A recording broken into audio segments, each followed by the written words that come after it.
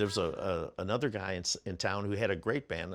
His name was Chuck Tillman, and he was a sax player, and he was well known in St. Louis, and he played all the clubs where people danced and things, you know. And he asked me to go to Chicago with him, and he was going to record this instrumental on one side of a record, and he needed a vocalist from the other side. So I went to Chicago, and we went to Chess Records, and we recorded in Chess Studios, and I recorded one side, which was called Pretty Blue-Eyed Baby, and he recorded an instrumental called I Would Holler, But the Room's Too Small. See? So I like it already. yeah, this is in '58. So we come back to St. Louis, and there's a local show like American Bandstand called St. Louis Hop. And Yeah, I remember St. Louis Hop. Yeah. And Russ David and Russ Carter, who, especially Russ David, previously had taken an interest in my career as well. He contacted me and says, well, you got a record out? Come onto the show. So I went on to the St. Louis Hop.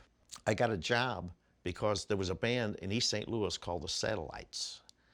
And that dates them, doesn't it? Yeah, right, yeah. And they called me up and said, we saw you on St. Louis Hop, and we, you know, our guitar player, he's quitting our band, and we're looking for a vocalist and a guitarist, and we really like you. Would you like to audition for our band? So, well, I did, makes a long story short, and I started playing with the Satellites, and that was also in 1958. After the Satellites broke up, I got with another band, a fella who was in St. Louis, had a fairly decent name in the nightclubs. His name's Bob Halley. And he knew that I played the Chuck Berry songs, and he thought it would be great for his band because he played Fats Domino songs. And Bob Halley, he was a white guy, played piano, but if you close your eyes, he sounded exactly like Fats Domino. I mean, it's just exactly like him. Sure. And so I got with his band, and then I don't know what, there was a shakeup in the band or something happened. The drummer and the bass player in the band, they found out that Bob Halley was, you know, making more money than them, or not telling them that they should be getting the money they were getting. They was cheating them out of their money or something. I don't know. It happens. It happens all the time. Well, anyway, they wanted to get rid of Bob Halley, and they come to me and says, we want you to take the band over.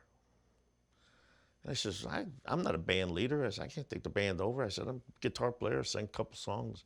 Oh, you could do it, you could do it. And that's what started it. And I started playing at the Sundown Club. And did one thing led to another, and before I know it, Chuck Berry is coming into the Sundown Club to do a show. And so he comes in and he does a show, tears the place up. I mean, it was incredible, because back in those days, I mean, Chuck was unbeatable.